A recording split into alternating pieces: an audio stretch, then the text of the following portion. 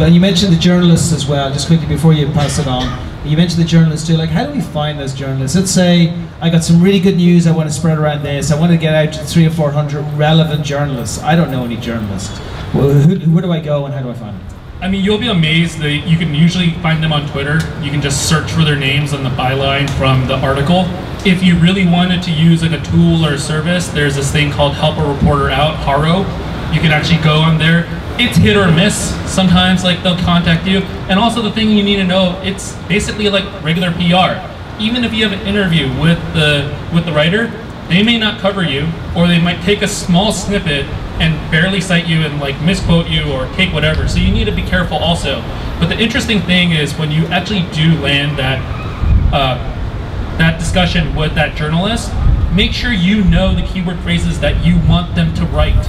You're not telling them, hey, put this in a link or what words you should use in your article.